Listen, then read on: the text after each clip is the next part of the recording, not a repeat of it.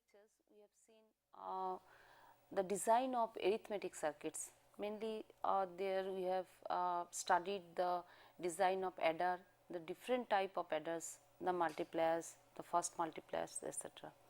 Now today we will see another very important design structure, that is called the memory, and that is one of the important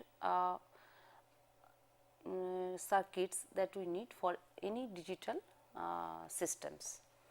Today we will read the design of memory circuits. Now, as already we have read the read only memory, now today we will see that a random access memory or the RAM. So, first we define what do we mean by the random access memories or RAM. Normally it access regardless of the locations of the cells, unlike tapes or magnetic disks. Now, storage in RAM based on either positive feedback or capacitive charge. But before this, the different types of memories, we see that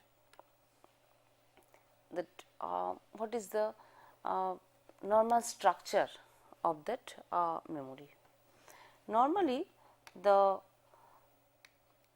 it is like as if this is a two-dimensional array of cells, as if we can treat that this is a two-dimensional array of cells. So, there are some rows, say n number of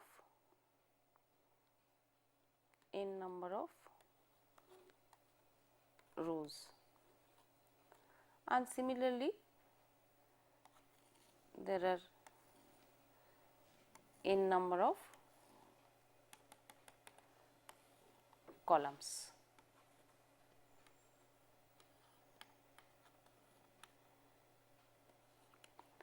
So, here there are n by n into n number of cells. If we define that, say this is one cell. So, this is one cell, this is a memory cell. So, if I want to access, normally memory means it stores a digital data, that means either 0, data is either 0 or 1, either 0 or 1. So, first thing is that there are two operations in memory, one we call read operation, another is called the write operations. So, when we are considering the read operations, that means some data are already stored in these cells, that means each cell contain either 0 or 1, and we want to access the content of that particular cell.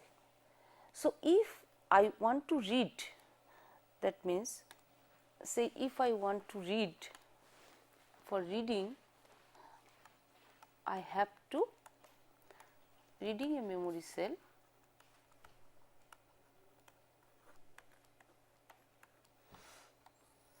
so first thing is we have to access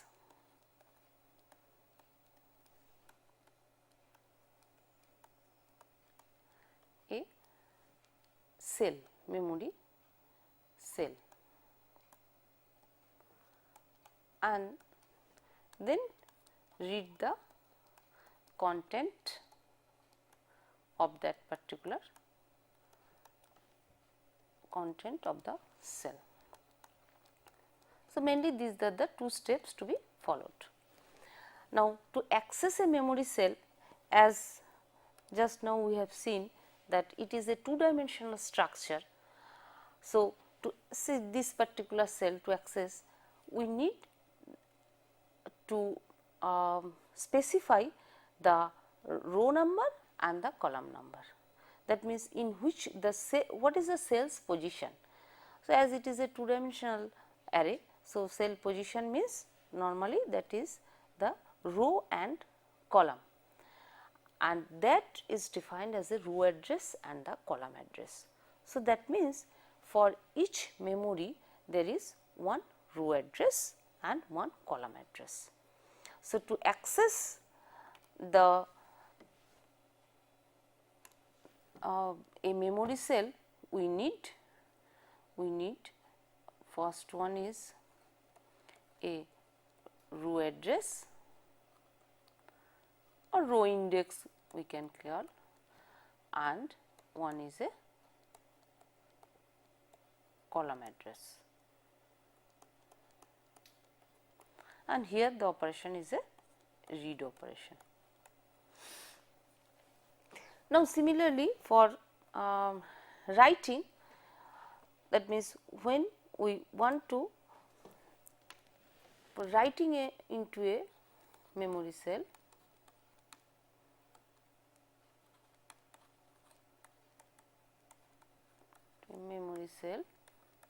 again in which cell where I want to write the particular data. So, for this purposes again I need one cell to be accessed. To access a memory cell, or better I can write here to select a memory cell where the data to be stored.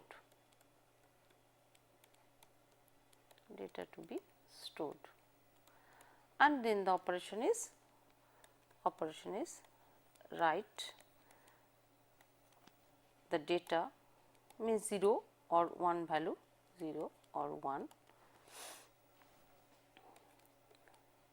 into that particular cell.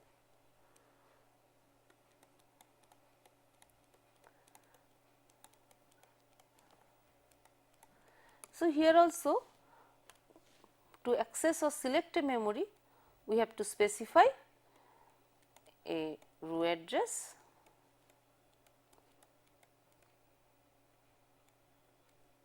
and a column address, and here the operation is a write operation, means write the value 0 or 1 into the cell. Now, when it is a reading, how we select the row address or column address and how we read the data. Similarly, when it is a write operation, then how we are selecting, that is same, the row address and column address, but how we write, that is the mainly the memory operations.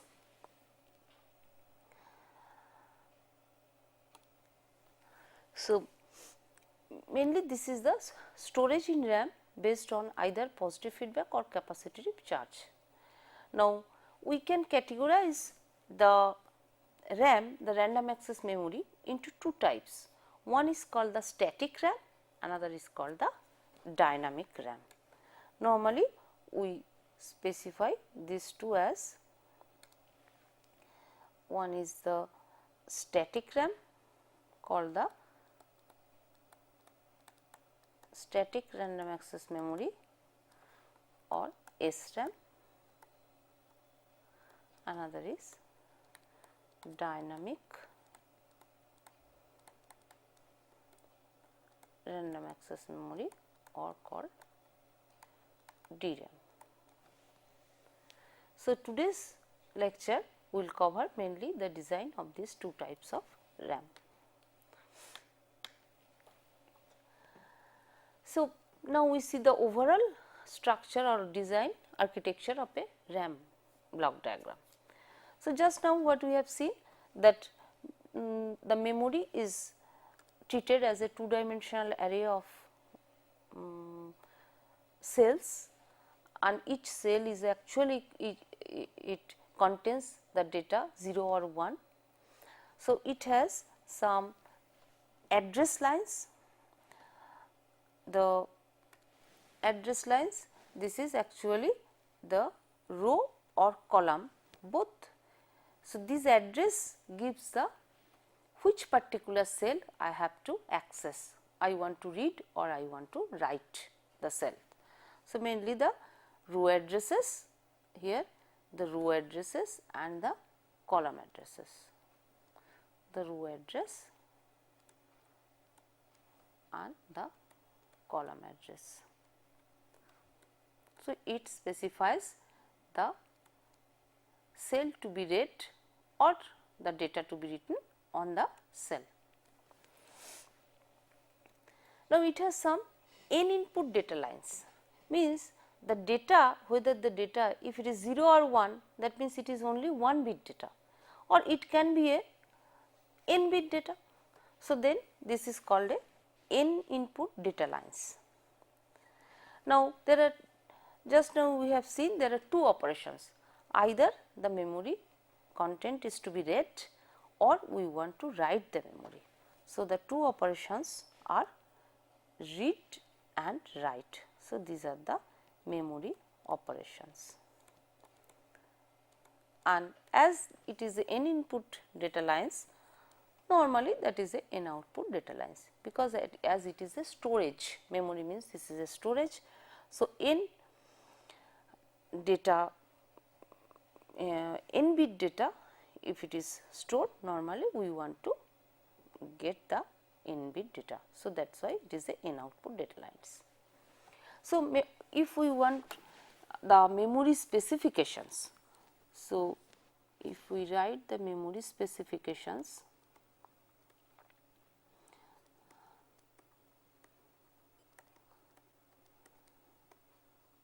then it is a what size n, what size n means n bit data. Number of words, that means how many number of data are stored there, what is the capacity of the memory, or sometimes we call the size of the memory. So, these are 2 to the power k. So, if it is a k address lines, then we have 2 to the power k number of storage. Again, this is similar to that of our table format, that what we have read in our read only memory. Again, what we can tell, that as if this is a table where some data is stored. So, it is the address part and it is the data part. So, if this is a k bit address, say if this is a, this value is a k bit, then there are 2 to the power k such, 2 to the power k such addresses possible, and that means in this table there are 2 to the power k number of datas are available. So, for each address, in each address there is one data available. Here the some 0 1 0 1 and say this is my n bit data. So, 2 to the power k such n bit values are stored here. So, this is my address and this is my data. Just we can call this is a table or this is my memory where the data are stored. So, this is what size n mean, that n bit data are stored, number of words 2 to the power k, just now what we mentioned, this is the size of the memory. Sometimes we call that this is my size of the memory, means 2 to the power k number of data can be stored. So, address locations are normally 0 to 2 to the power k minus 1, means total 2 to the power k number of spaces are available. So, just now what we have seen, this is the k address, k bit address lines. So, 2 to the power k spaces and 2 to the power k such n number of data are stored there.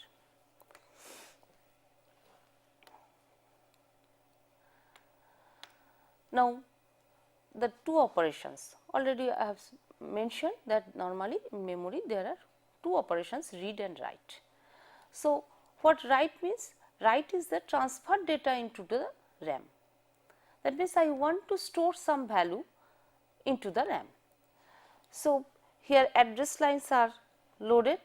Here address lines loaded means I have to select the row and the column, that means in which a particular cell. So, row and the column, that means a particular cell.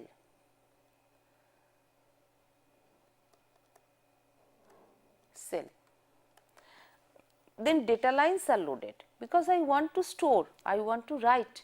So, which value I want to write? If it is a n bit data line, then that particular n bit value is loaded into the data lines, and then write equal to 1. So, if we see the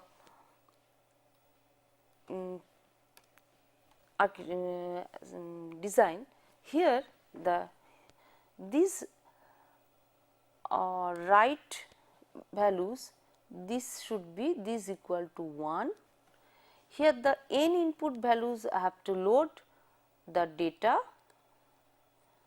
and before that I have to select the k address lines.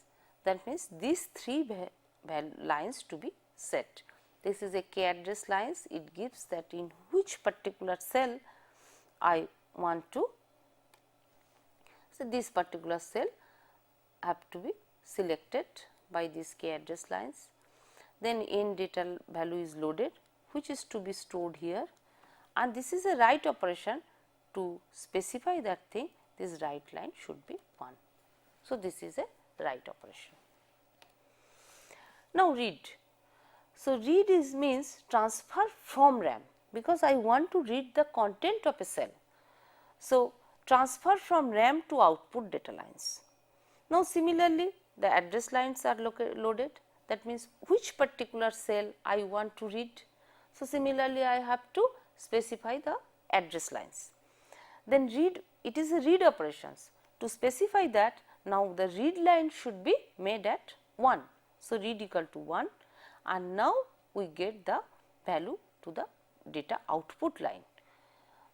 That means that content of that particular cell or whose address values are given, address lines are given, the row index and the column index is given, then that content is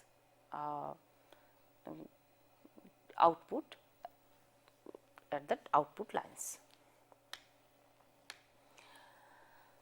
Then access and write cycle times. We define two other important things regarding the memory operations.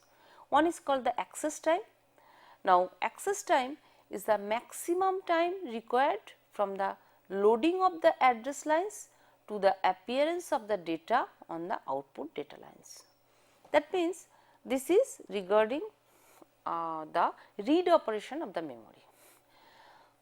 Maximum time required from the loading of the address lines to the appearance of the data on the output data lines. So, when we are reading a content of a particular cell, then first the address lines of that particular cell is to be loaded on the address lines.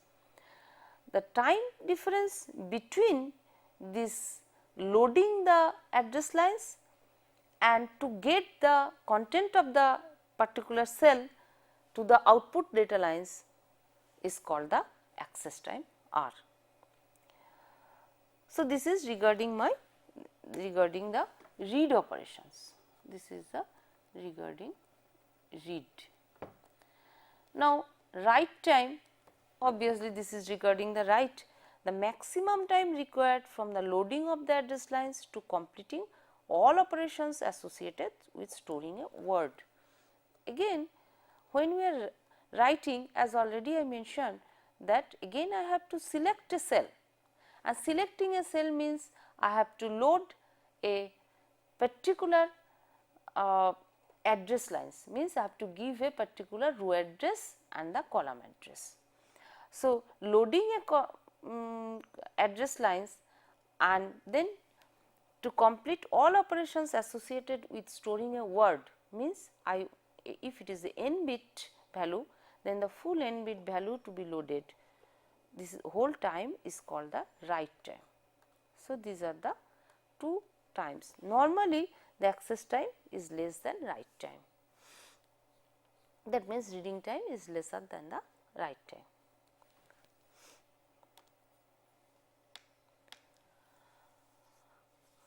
So, this is the timing waveforms. If we see that normally these must allow for one CPU clock period for the values on the address lines to settle before activating the write operation, otherwise the intended one may get corrupted or overwritten. So, thing is, in brief what we can tell that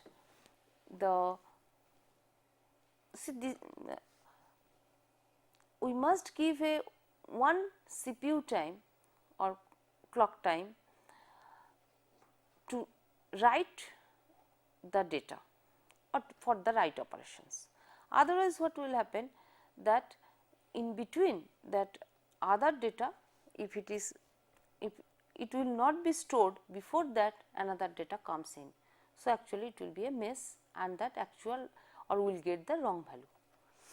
So, if this is my clock, say this is my clock,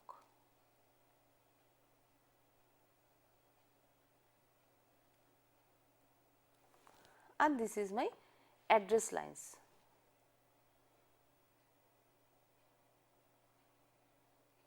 And this is my address data. One address data is given.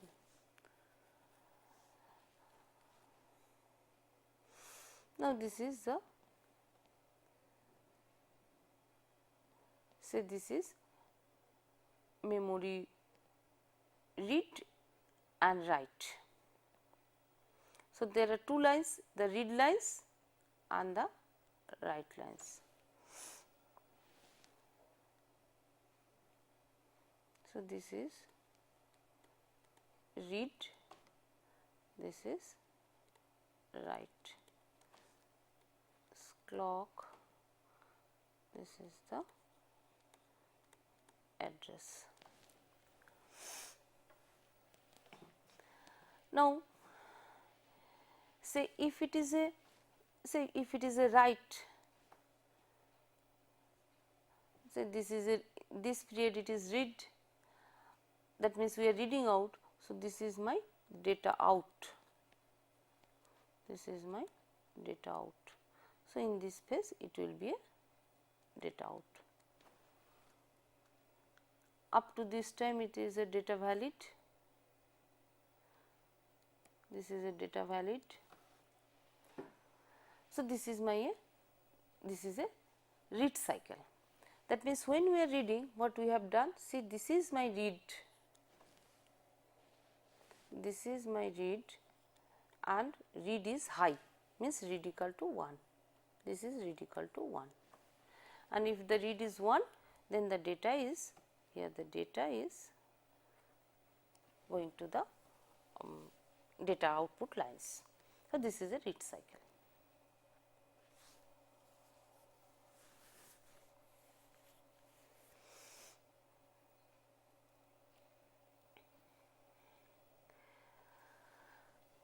So, again if we see that thing again, that if it is if we see the clock, this is my system's clock. Now, again that address, so this is my clock, this is address, then this is memory enable, means that now this memory is selected. Now if it is a read, that means read should be, this line should be, it is a read line, this is high, reading is high, read is 1. Then this is my data output, this is my data output, and this is totally that read data. So this is my read cycle, this is my read cycle.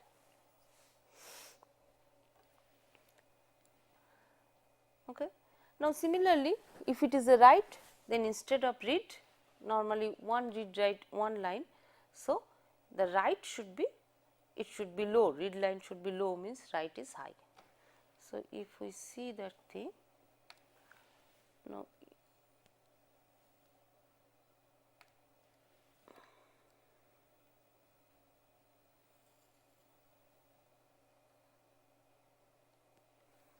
okay.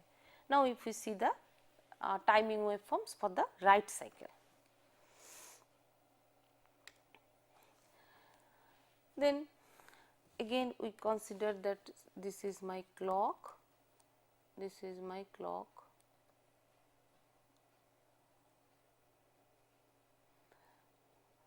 then this is one particular address is selected, this is my address lines.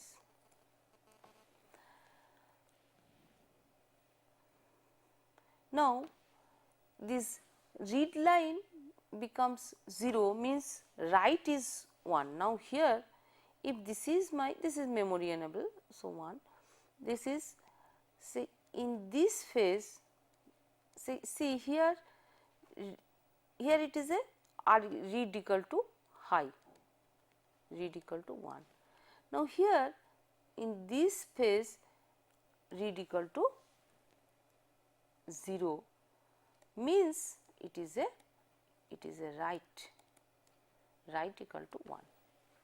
So this clock cycle, in this clock cycle it will be a write. So see here read equal to 1, so this must be a, it was a data out, it is a data out. Now here as it is a write, now the cell selected, here the data will be stored. So here the data will be stored here. So this is a write step. So normally by the read write line, if read equal to, normally this is only one line, if it is high it is a read, if it is low that means read equal to 0 means write equal to 1, and then it will be a write, and the both the cases read cycle and write cycle the address lines will be selected. Now we see the two different types of RAM, what are their properties. So first we define what is SRAM and then its property will come. So static RAM, we can define the static RAM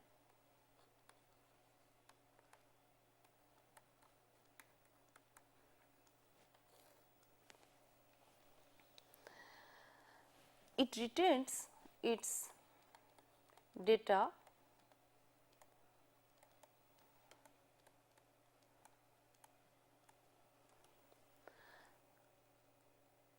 even when the memory is not accessed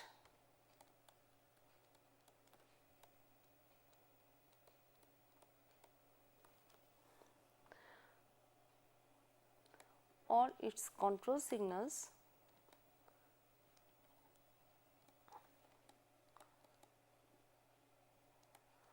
are active or changing,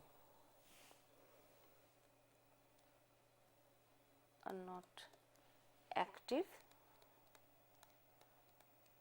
or changing. normally simply how we define that, we tell that it is a static RAM, that even the power goes, then also it will be there. That means the content will be retained in the cell. So, it retains its data content even when the memory is not accessed or its control signals are not active or changing, or simply what we can tell that even the power goes, even the power goes, the content will be retained. So, that is called the static RAM. On the other hand, the dynamic RAM, so simply what we can tell that if the power goes, all the data will go or the data will vanish. Here the memory needs to be continuously refreshed.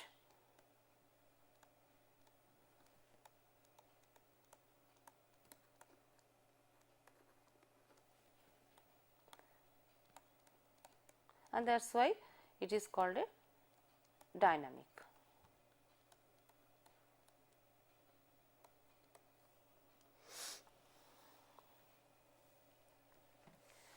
So, if the power goes,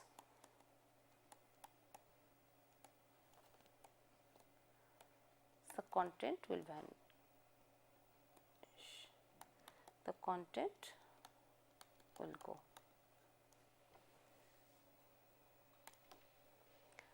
Now, there are some other differences also, and from the organization point of view, there are some differences between the static RAM and the dynamic RAM. So, from the organization point of view, organization of SRAM and DRAM. Normally, the static RAMs are always organized as linearly. It is called a linear range of SRAM. It is, or sometimes it is called a SRAM is organized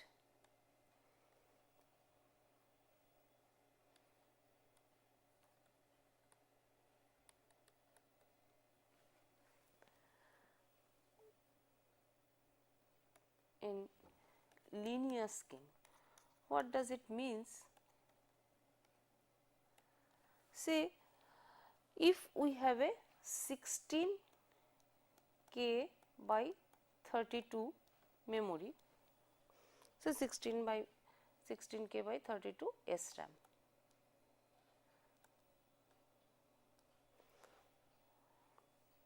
Then the memory specification is, it has 14 bits of address bus is 14 bits, and word size or data bus we can tell, word size or data bus we can tell is 32 bits.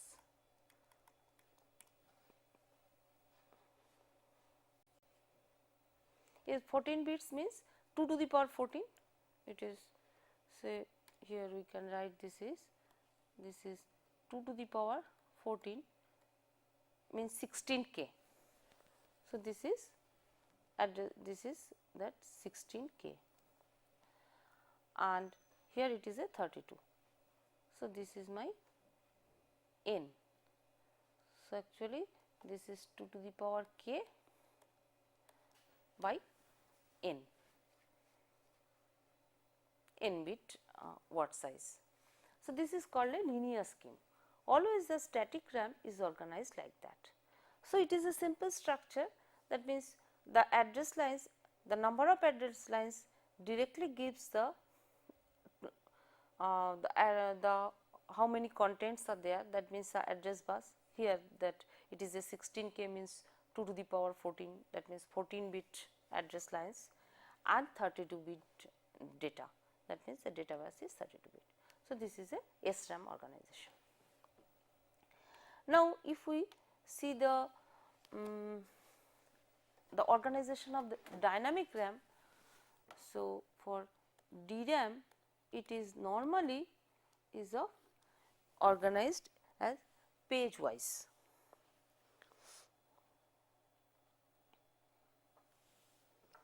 This is organized as a blocks of pages.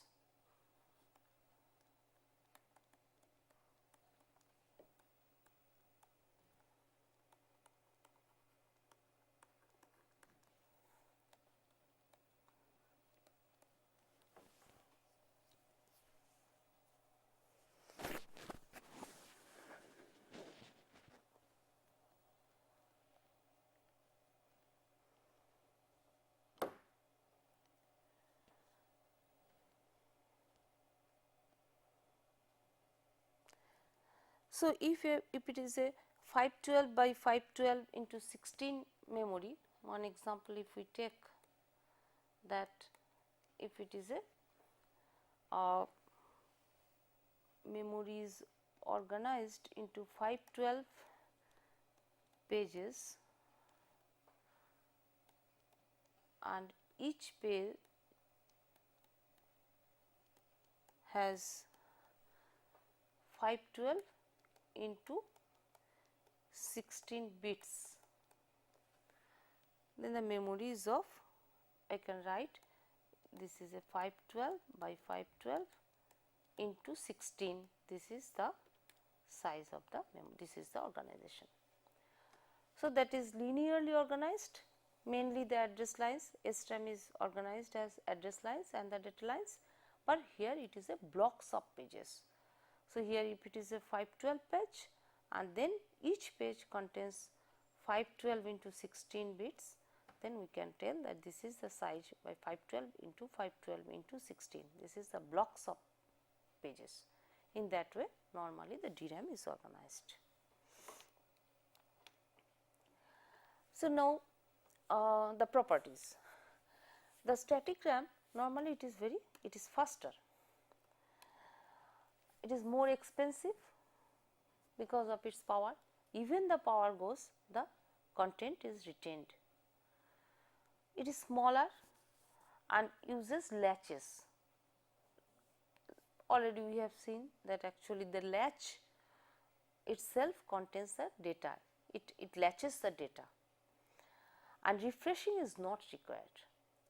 That is called the static RAM, that even the power goes, the data content is retained.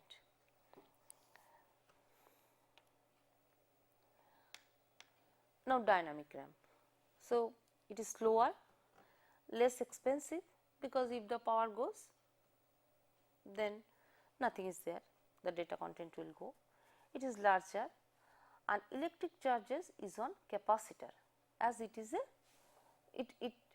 it charges and discharges. If the power goes, everything will go. So, it charges. Refreshing required and capacitors must be recharged. So, here the technique is that when the power is there, the capacitors are charged and that gives you the 1, the data of 1, and if it discharges, it gives the value 0. So, mainly that is the principle of the dynamic RAM. Now, one thing that both the SRAM and DRAM, they are of volatile memory. That means, with time that the content discharges. So, this is all are volatile memories, but this one is static, that means if power is there, the content is there. If it is dynamic, then means if power goes, then the content goes. So, mainly these are the differences between the static RAM and the dynamic RAM. Now, we see the actual architecture of a SRAM. First, we see one SRAM, the static RAM. So, there are different type of architectures. We consider here a 6 transistor cell of SRAM. So, this is a transistor based. See the here this is a word line. The word line is written as a WL.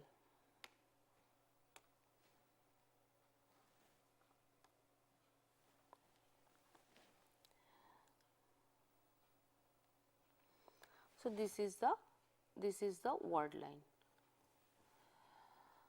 and this is the bit line, the BL. Now, see there are 6 transistors are here, that M1, M2. See this is a P type transistor, this is a N type transistor. So, actually this is one inverter, the CMOS, one CMOS, this is one CMOS inverter.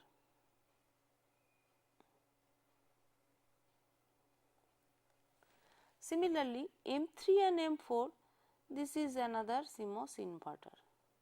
Now, if we remember the simple things, see what we mean by a storage, or when we have considered the how we one memory element can be constructed.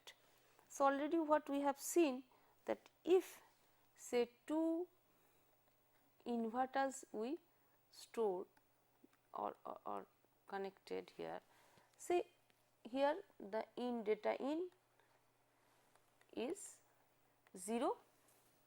So, if it is inverted, this will be 1, again if it is inverted, this will be 0. So, now if we consider this thing as a black box, so actually my data in is 0, my data out is 0, this is my data out. So, actually 0 data in, 0 data. Similarly, if I give a 1 data in, then I will get 1 data out, because it will be inverted as 0. That means 2 inverter connected side by side. That is the concept of a storage. And see here this thing is there. So, actually this is nothing but a CMOS inverter, M1, M2 and M3 and 4, that is another CMOS inverter, they are connected side by side. And M5 and M6, nothing but that gate is connected to the word line, to the word line of the memory. Similarly, that bit line is connected to sources of the 2 transistors M5 and M6, and it will work just that 2 inverters as if connected side by side, only the transistor design it is. So, it is a CMOS design of 6 transistor cell of static RAM. It works like that.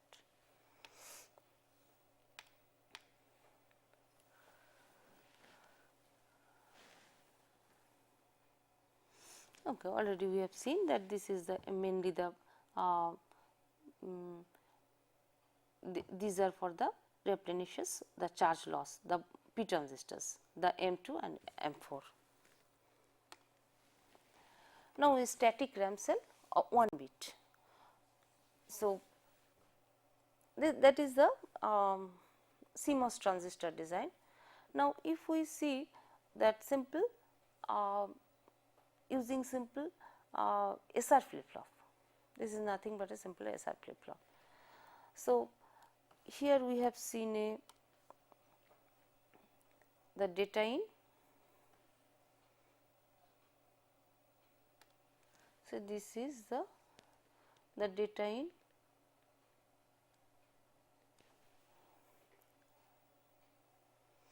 and this is a complement data in.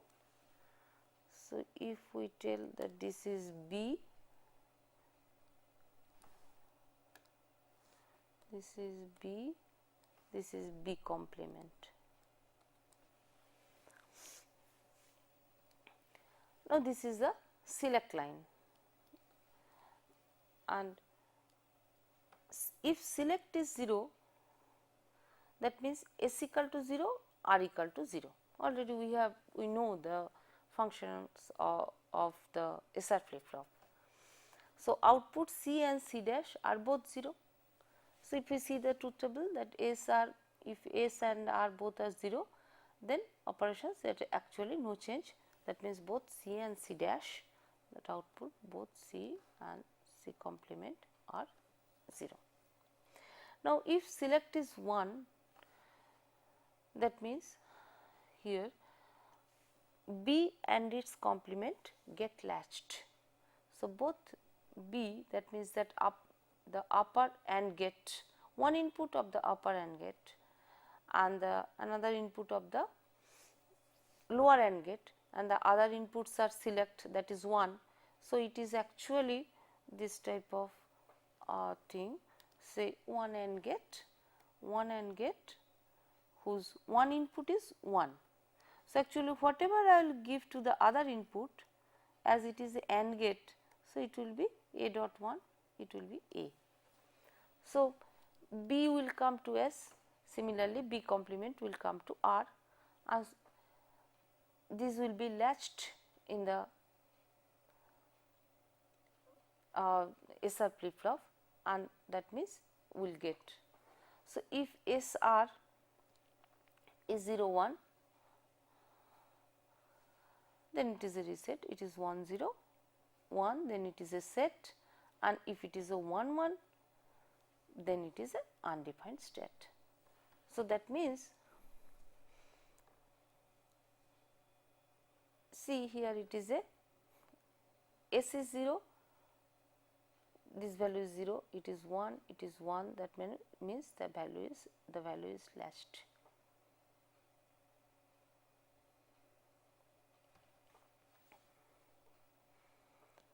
So this is only how one bit of a static RAM can be constructed using SR flip flop.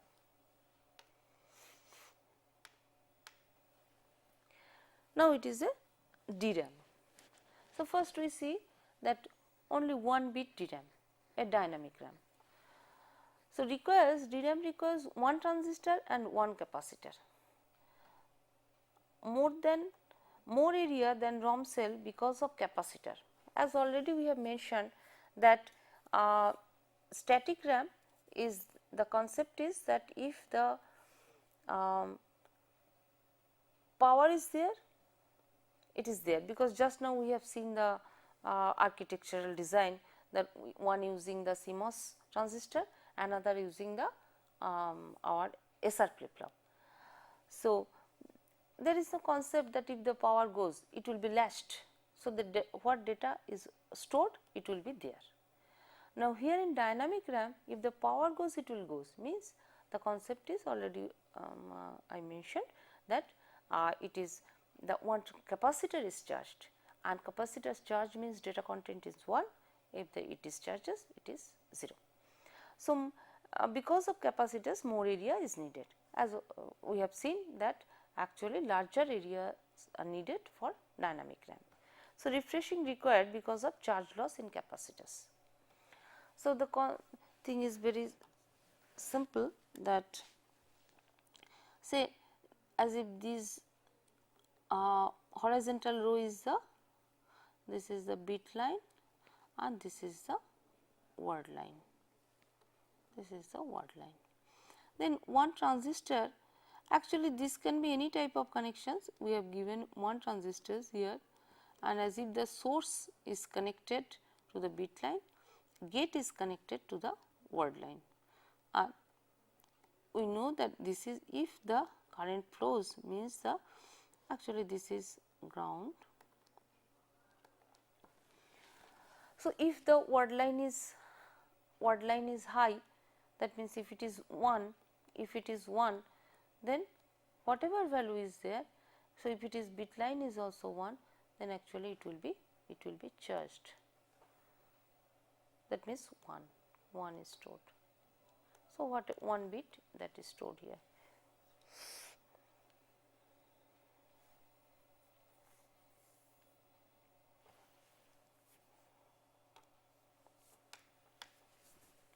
Now, before this we see the one DRAM in block diagram level.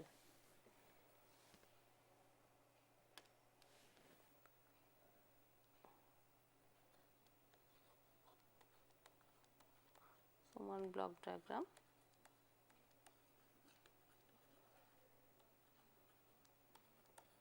of DRAM.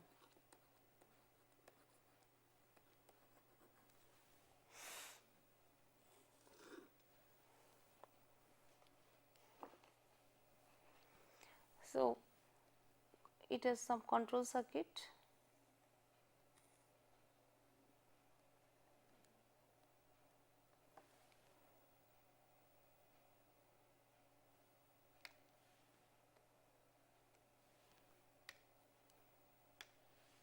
these are the control circuit, and it has 4 lines, read, write, the row address and the column address. So, the one is that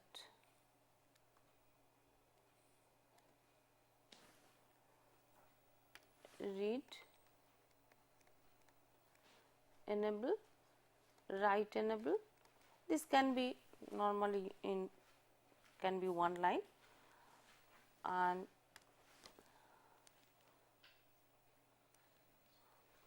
then row and the column addresses.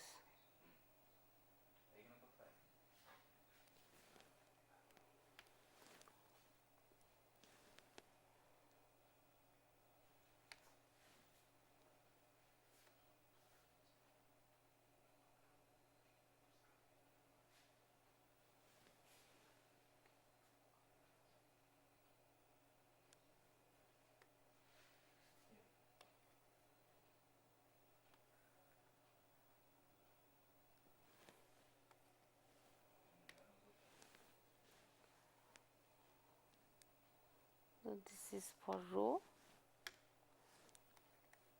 and this is for column.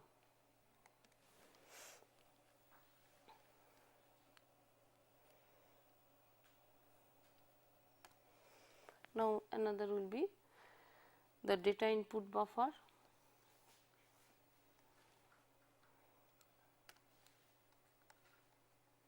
This is the data input buffer.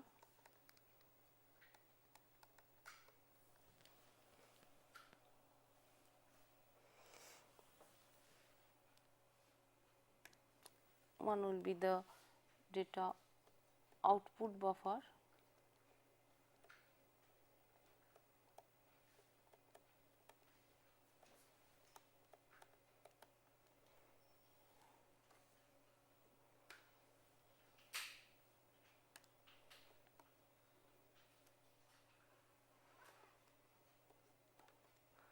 Then this will be the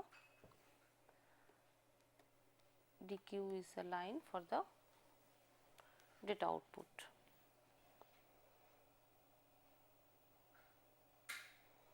Then there will be address buffers.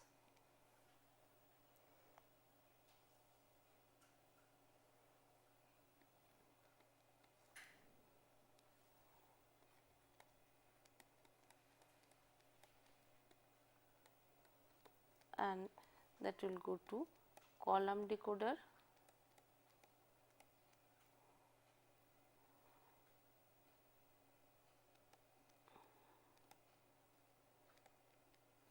and row decoder.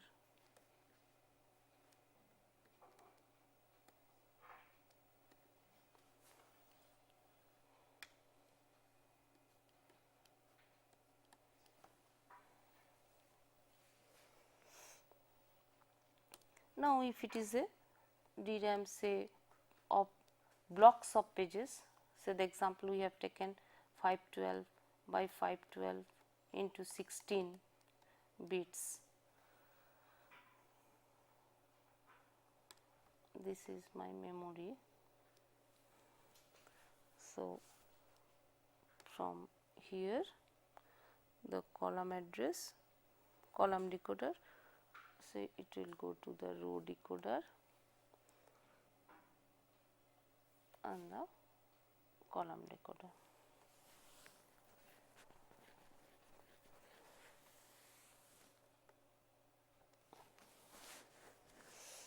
And some refresh circuit will also be there.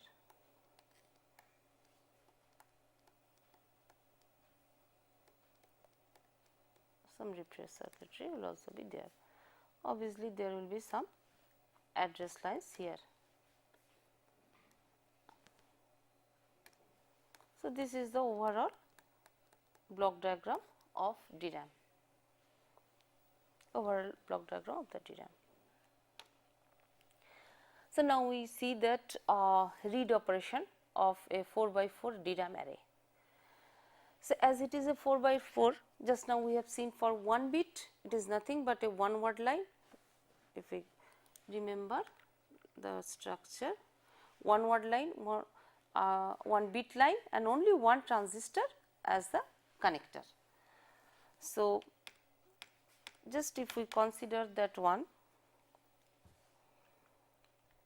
if we consider that read, say there will be 4 by 4 such 4 by 4 DRAM. So, 4 by 4 cells are there and each connector there will be one transistors. So, one transistor, one DRAM cell it is. This is one DRAM cell, one DRAM cell, and these are the data selectors, that which one, or see this is the address buses will come to here, then this is my sense amplifier comparator, and accordingly it will be the row address and it will select row. This is the it will select row, and then the columns will be selected and which cell to be read is there.